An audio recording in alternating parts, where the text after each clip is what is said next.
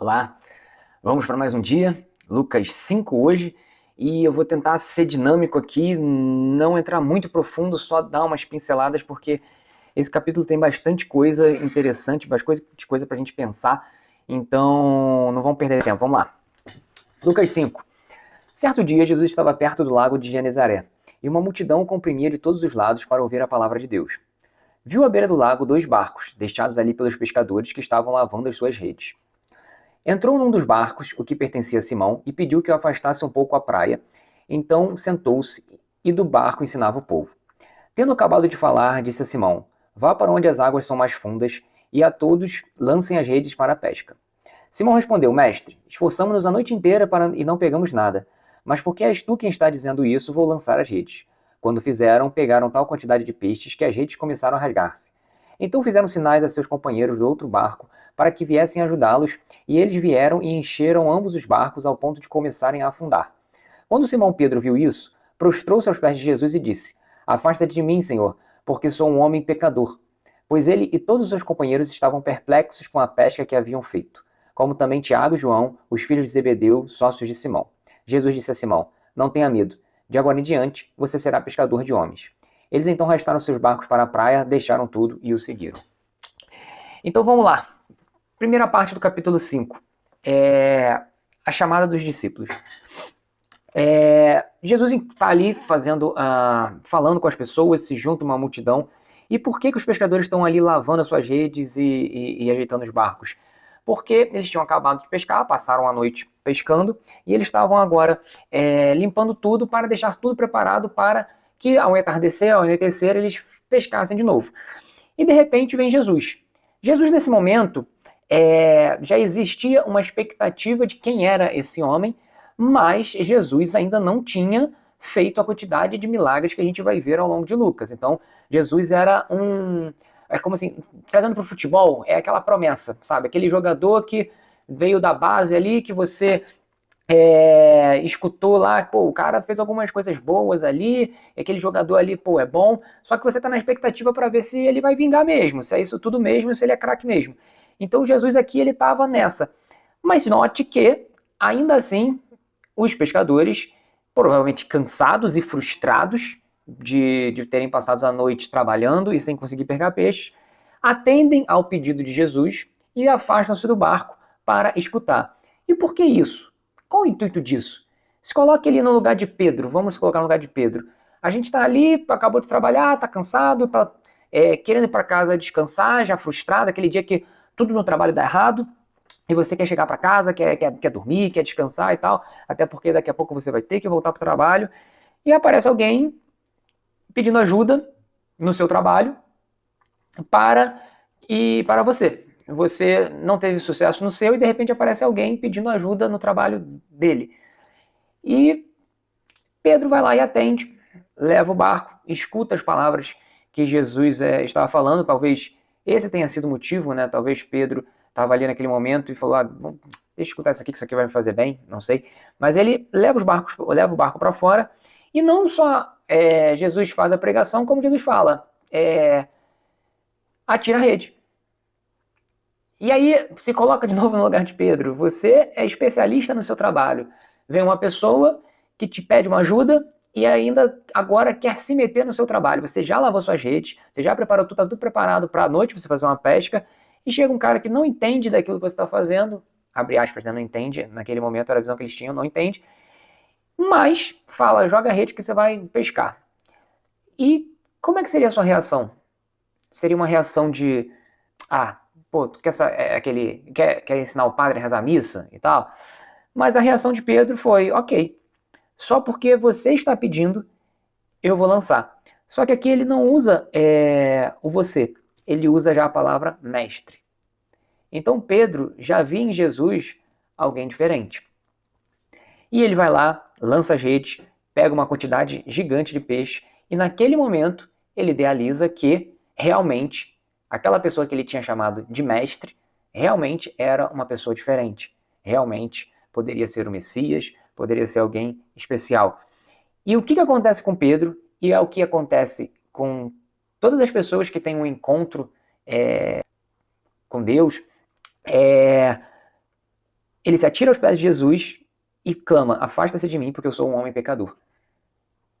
Isso você vai ver em toda a Bíblia, que quando o homem, Isaías acontece isso, Abraão, quando o homem reconhece que está à frente do divino, de Deus, ele reconhece que é pecador, ele reconhece a sua sujeira e pede perdão. E o que acontece mais aqui, falei, são muitas coisas, e cada pontinho desses você pode parar daqui a pouco, antes de eu ler o versículo 12, e refletir, porque dá para fazer muita reflexão sobre cada pontinho desse. E depois, Jesus fala que vai chamar eles para ser pescador de homens, e eles passaram a noite inteira sem pegar os peixes, conseguiram pegar os peixes, e agora eles abandonam tudo para ir atrás de Jesus.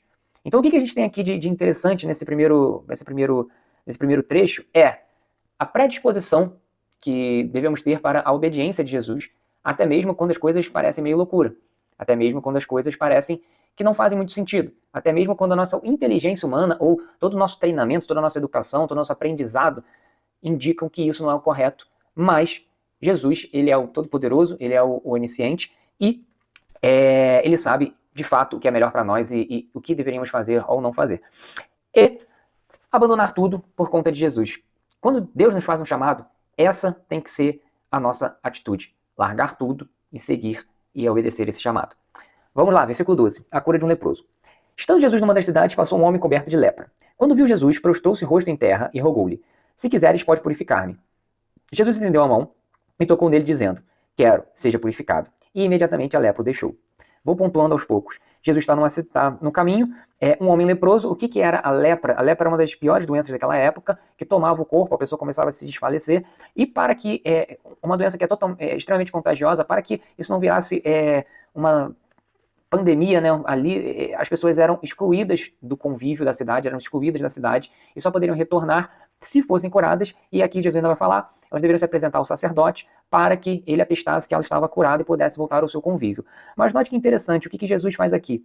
Ele estende a mão e toca no leproso. Olha que interessante isso aqui, o cuidado de Jesus, porque esse leproso deveria estar sem contato com outras pessoas, contato de fala, essas coisas, há muito tempo. E encostar em alguém, então, há muito mais. Porque só o fato de encostar, você poderia se contagiar. Só que o que acontece aqui é Jesus. O que acontece aqui é que não é Jesus que se contagia com a lepra, mas o leproso que se contagia com o poder de Jesus e ele é curado. E aí Jesus continua aqui, não conte ninguém, mas vai mostrar ao sacerdote oferecer sua purificação, os sacrifícios que Moisés ordenou para que sirva de testemunho. Todavia, a notícia a respeito dele se espalhava ainda mais, de forma que multidões vinham para ouvi-lo e para serem curadas de suas doenças. Mas Jesus retirava-se para lugares solitários e orava.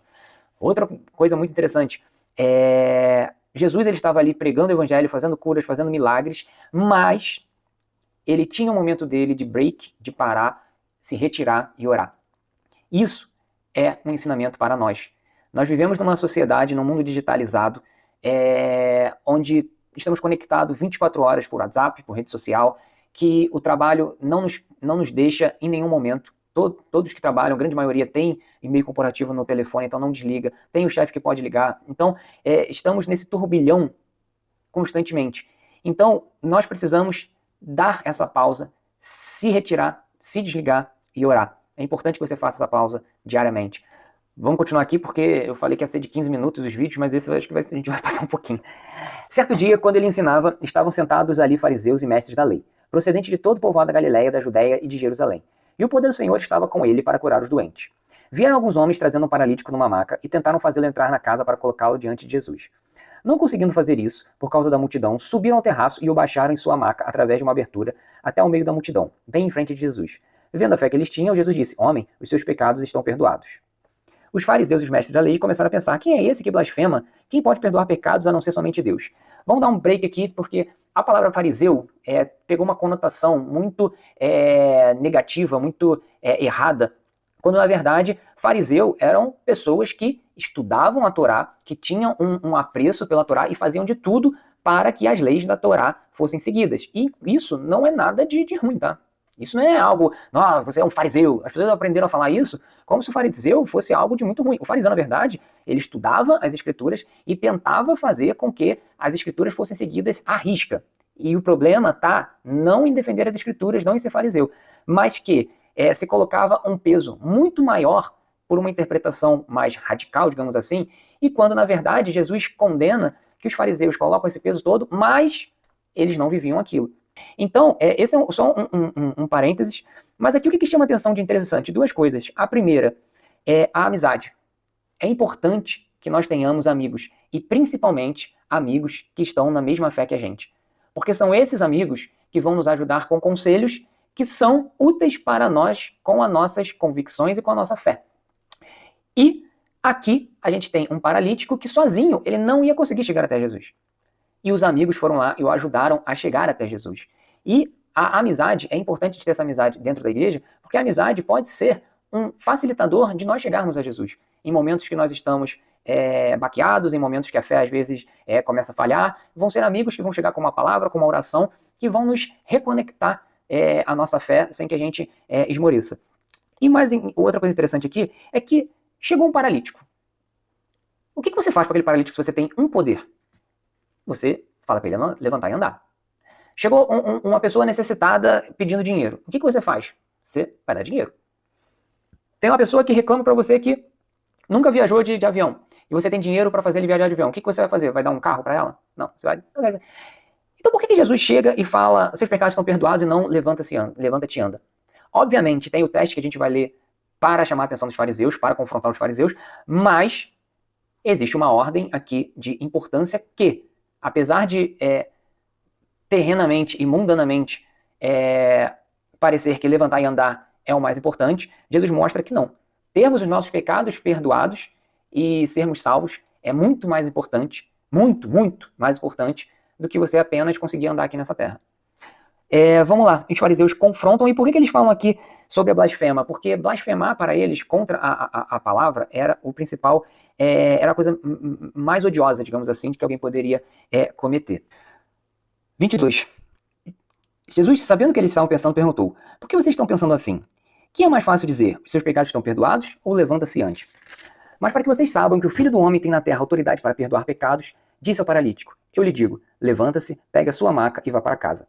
Imediatamente ele se levantou na frente deles, pegou a maca que estivera deitada e foi para casa louvando a Deus. Todos ficaram atônicos e glorificaram a Deus, e cheio de temor diziam: hoje vimos coisas extraordinárias. Então, Jesus ele faz esse confronto com os fariseus, cura esse paralítico. O paralítico ele levanta, pega a maca dele, vai para casa louvando a Deus. 27. Depois disso, Jesus saiu e viu um publicano chamado Levi sentado na coletoria, e disse-lhes: siga-me.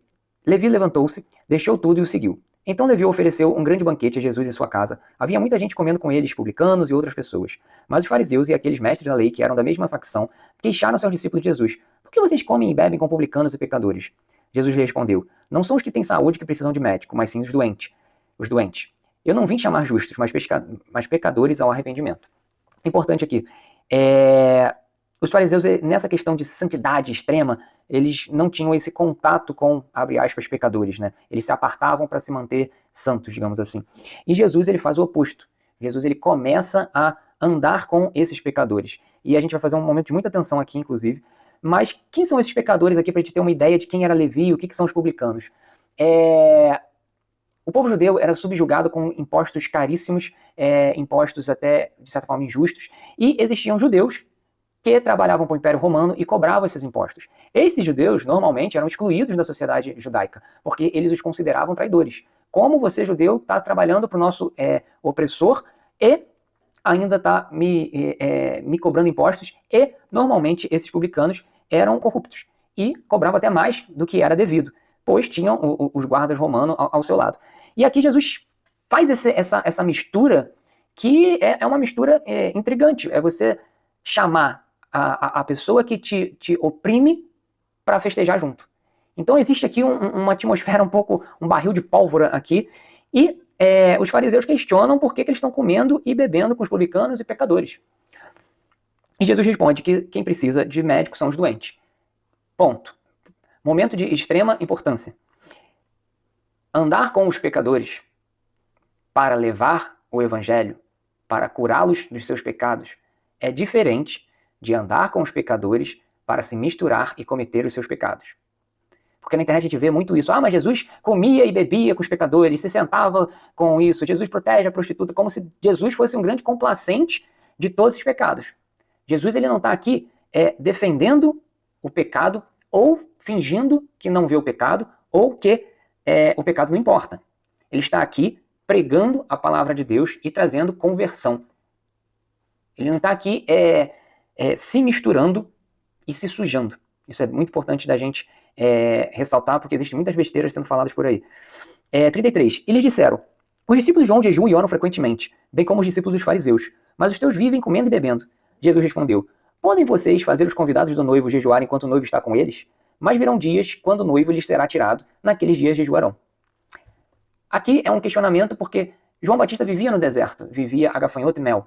E os seus discípulos também viviam numa dieta restrita, né? E os fariseus costumavam fazer jejuns, de ficar, Jesus até menciona isso nas suas palavras, de ficar em praça pública, mostrando debilidade, porque estavam muito tempo jejuando, essas coisas. E eles se intrigam de Jesus, dos discípulos de Jesus não estarem fazendo isso, estarem comendo e bebendo. Na verdade, existe uma grande tentativa de desconfigurar, de desconstruir Jesus, de tirar a sua santidade. Mas Jesus fala: bem, eu sou o noivo. Eu tô com eles aqui, a gente está festejando. O dia que eu for embora, aí eles vão precisar jejuar. Porém, é o que eu falei, acho que no 3 ou no 4, temos que ter cuidado com os textos fora de contexto que são feitos, porque quem lê isso pode simplesmente chegar de lá. Jesus falou que não precisava jejuar, quem estava com ele, não sei o que lá, quando na verdade Jesus por diversas vezes vai aparecer orando e jejuando. Então Jesus ele não está tirando a importância do jejum, ele está apenas falando que os seus discípulos estavam ali com ele, que não era necessário jejuar naquele momento. Então eles contou essa parábola: ninguém tira um remendo de roupa nova e o costura em roupa velha. Se o fizer, estragará a roupa nova, além do que o remendo da nova não se ajustará à velha. E ninguém põe vinho novo em vasilha de couro velha. Se o fizer, o vinho novo arrebentará a vasilha. Ao contrário, o vinho novo deve ser posto em vasilha de couro nova. E ninguém, depois de beber o vinho velho, prefere o novo, pois diz: o vinho velho é melhor. O que Jesus está falando aqui, principalmente da questão aqui da roupa, do vinho e tal? De que Jesus está vindo com um novo evangelho, digamos assim. Que Jesus está vindo com novos ensinamentos. Jesus está vindo com práticas que até então eram recriminadas. Jesus está vindo para tirar o coração de pedra, a pedra da lei mesmo, para colocar um coração vivo do Espírito Santo. Essa é a mudança que Jesus vai fazer. Então, aqui o exemplo da roupa não adianta eu cortar uma roupa nova e remendar na roupa antiga, porque eu vou estar com a roupa nova estragada e a roupa antiga daqui a pouco vai ceder, o pano novo vai sair e vou ter as duas roupas rasgadas. Então o que eu preciso? Eu preciso de uma roupa nova, tudo se fazendo novo.